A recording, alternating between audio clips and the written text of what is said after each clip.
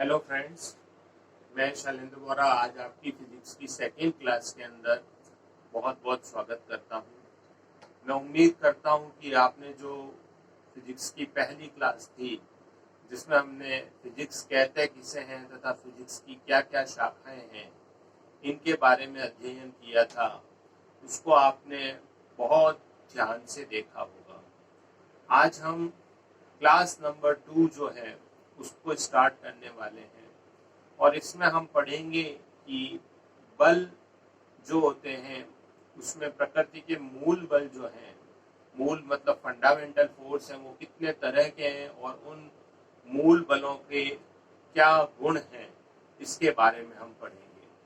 तो इस क्लास को आपको बहुत ही ध्यान से समझना है और थोड़ा सा इसके अंदर आपको घर पे बैठ के होमवर्क करना पड़ेगा, तभी आप ये सारी पॉइंट्स को याद कर पाएंगे। ये बहुत इम्पोर्टेंट पॉइंट्स हैं और इससे बहुत सी नई बातें आपको सीखने को मिलेंगी।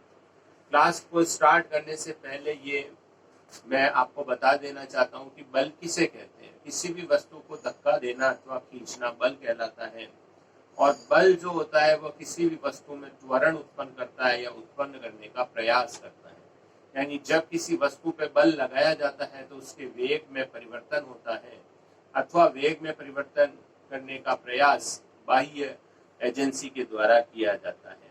तो आपको याद रखना है बल किसे कहते हैं। तो आप सीधी सी बहुत बात बोल सकते हैं कि बल वह राशि है जिसके कारण त्वरण उत्पन्न किया जाता है अथवा उसमें त्वरण उत्पन्न करने का प्रयास किया जाता है। अब बल दो प्रकार के होते हैं, मूल बल और व्युत्पन्न बल। जैसे कि देखो नाम से ही पता चलता है, मूल मतलब वह चीज जो किसी अन्य बात पे निर्भर नहीं करते। हम कहते हैं ना मूलतः यह बात है, यानी मूलतः यानी ये बेसिक फंडामेंटल रूट कॉज है।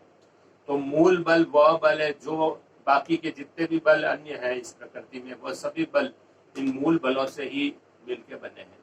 तो मूल बल जो है वो तो किसी पे निर्भर नहीं करते और जो बल मूल बलों पर निर्भर करते हैं, ऐसे बल जो मूल बलों पर निर्भर करते हैं उन्हें हम व्युत्पन्न बल कहते हैं। तो हम आज की क्लास में हमारी प्रकृति में पाए जाने वाले 4 मूल बलों का अध्ययन करेंगे। तो आइए सबसे पहले हम गुरुत्वाकर्षण बल के बारे में समझते हैं। वैसे तो मैंने सारी बातें आपको बोर्ड पे लिख के समझा दी है, पर फिर भी मैं आपको इसे एक्सप्लेन कर देता हूँ। गुरुत्वाकर्षण बल जो है इसके उत्पन्न होने का कारण द्रव्यमान है। अगर किसी वस्तु में द्रव्यमान होगा तो ही गुरुत्वाकर्षण लगेगा। अगर एक बॉल को मैं ऊपर की ओर उछालूंगा या नीचे की ओर छोड़ूंगा तो बॉल पृथ्वी की ओर गति करेगी। ऊपर की ओर उछालूंगा तो वो थोड़ी देर तो ऊपर चली जाएगी, फिर गुरुत्वाकर्षण बल के कारण पुनः नीचे लौटकर आ जाएगी। लेकिन अगर एक लेजर लाइट से लाइट ऊपर छोड़ू तो वो वापस ऊपर जाके नीचे पृथ्वी पे नहीं आती है। रीजन क्या है? उसमें द्रव्यमान नहीं है, इसलिए उस पर गुरुत्वाकर्षण भी नहीं लगता है। फिर गुरुत्वाकर्षण बल आकर्षण प्रकृति का होता है। आप सबको पता है गुरुत्वाकर्षण है, आकर्षण मतलब इसमें सभी वस्तुओं को अपनी ओर खींचने की शक्ति होती है। इसकी परास बहुत अधिक है। सभी को पता है कि पृथ्वी पर चंद्रमा और पृथ्वी पर सूर्य का गुरुत्वाकर्षण बल लगता है। ज्वार भाटाएं जो होते हैं वो सभी गुरुत्वाकर्षण के कारण आते हैं। यानी इसकी परास यानी रेंज, परास का मतलब होता है कितनी दूर तक ये बल लग सकता है।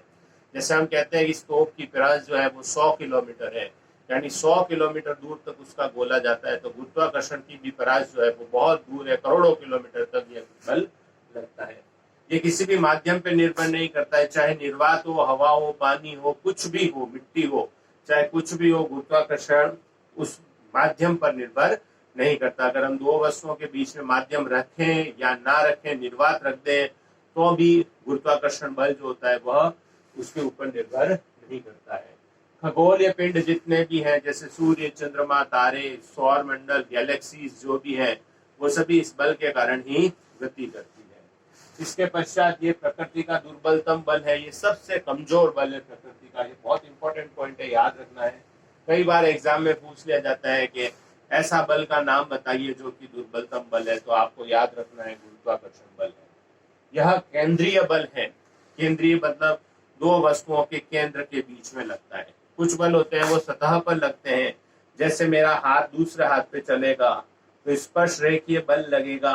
इनके स्पर्श होने वाली सतह पर घर्षण बल लगेगा, तो यह घर्षण की तरह स्पर्श रेखीय नहीं है, यह केंद्र से केंद्र की ओर लगने वाला बल है।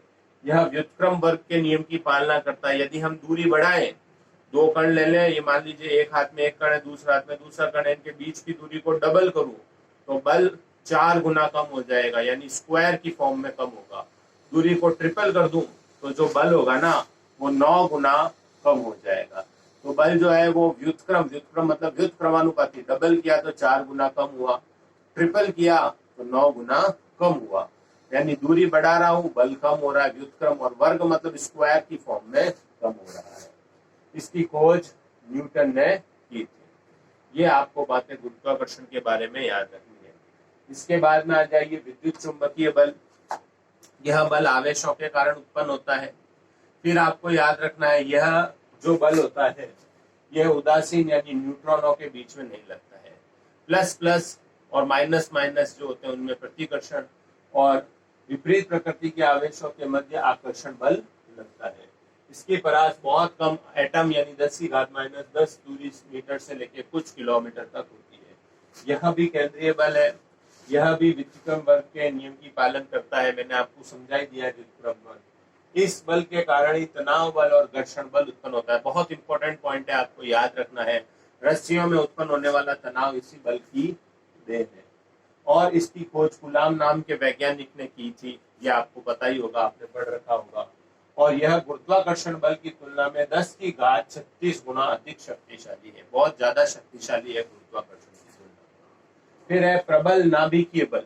देखो नाम से दो बातें चल रही है, प्रबल मतलब एक तो सबसे जबरदस्त बलवान है, सबसे ज्यादा ताकतवर है, और नाभिकीय मतलब परमाणु के केंद्र में पाए जाने वाले नाभिक में यह बल लगता है, यानी ये सबसे शक्तिशाली इंपॉर्टेंट है। दुर्बलतम और प्रबलतम बल कौन सा है, तो याद रखना है दुर्बलतम तो गुरुत्वाकर्षण और प्रबलतम प्रबल नाभिकीय बल होता है। यह केवल नाभिक के अंदर ही लगता है, ये आपको नाम से ही पता चल गया। इसके कारण जो प्रोटॉन न्यूट्रॉन है वो आपस में एक दूसरे को बांध के रखते हैं, ठीक है। इसकी परास केवल नाभिक की जो त्रिज्या होती है 10⁻⁻15 मीटर उसकी कोटि की होती है। यही नाभिक को स्थायित्व प्रदान करता है। नाभिक जो होता है बहुत स्थायी होता है, वो टूटता नहीं है। सामान्यतः जो लेड होता है ना, शीशा होता है, उसके ऊपर के नाभिक टूट सकते हैं, लेड के नीचे के नाभिक नहीं टूटते। तो स्थायित्व जो होता है यह प्रबल नाभिकीय बल ही प्रदान करता है। फिर आपको याद रखना है कि यह जो प्रबल नाभिकीय बल है वो विद्युत चुंबकीय बल की तुलना में 100 गुना अधिक शक्तिशाली होता है। फिर आपको बात याद रखनी है गुरुत्वाकर्षण की तुलना में यह 10⁻38 गुना अधिक शक्तिशाली होता है। यह आवेश पे निर्भर नहीं करता है। बहुत इंपॉर्टेंट बात है, यह आवेश के ऊपर निर्भर नहीं करता है, यह दूरी पे निर्भर करता है। यानी ये न्यूट्रॉन न्यूट्रॉन के बीच में भी लग सकता है, प्रोटॉन न्यूट्रॉन के बीच में भी लग सकता है, और प्रोटॉन प्रोटॉन पर भी लग सकता है। ये दोनों नेचर होती है, आकर्षण और प्रतिकर्षण, और यह कणों पर निर्भर, कणों के मध्य की दूरी पर निर्भर करता है। फिर आपको याद रखना है दुर्बल नाभिकीय बल किसे कहते हैं, इसे समझ लीजिए। नाम से लग रहा है दुर्बल है, लेकिन इसका नाम ये दुर्बल क्यों पड़ा, क्योंकि जो विद्युत चुंबकीय बल और प्रबल नाभिकीय बल है उनकी तुलना में तो ये दुर्बल है, लेकिन जो गुरुत्वाकर्षण बल है ना उसकी तुलना में दुर्बल नहीं है। ध्यान रखना, ये जो 2 नंबर और 3 नंबर पे जो मैंने बल लिखे हैं इनकी तुलना में दुर्बल, इसलिए इसका नाम दुर्बल नाभिकीय बल लगा। यह भी नाभिक के अंदर और परमाणु के अंदर ही लगता है। फिर आपको याद रखना है कि यह गुरुत्वाकर्षण की बल की तुलना में शक्तिशाली है, ये बात आप याद रखेंगे। और गुरुत्वाकर्षण बल की तुलना में यह 10⁻13 गुना अधिक शक्तिशाली होता है। कोई छोटा मोटा शक्तिशाली नहीं, 10⁻13 गुना शक्तिशाली होता है। इसकी परास 10⁻16 मीटर होती है, और यह इलेक्ट्रॉनों तथा न्यूट्रिनो के मध्य लगता है। ये इंपॉर्टेंट पॉइंट है। यह बल किन के मध्य लगता है, इलेक्ट्रॉनों और न्यूट्रिनो के मध्य लगता है। तो आज की क्लास में हमने बल के विभिन्न प्रकार जो है मूल बल, उनके प्रकारों को हमने पढ़ा है। मैं उम्मीद करता हूं कि आप इससे फिजिक्स की कॉपी में नोट्स बना के जरूर लिखेंगे, और समझने के साथ इसको फील करने की कोशिश करेंगे कि जो बल है वो क्या है, वो क्या प्रभाव डालता है, किन कणों के मध्य लगता है। ओके, थैंक यू, नमस्कार।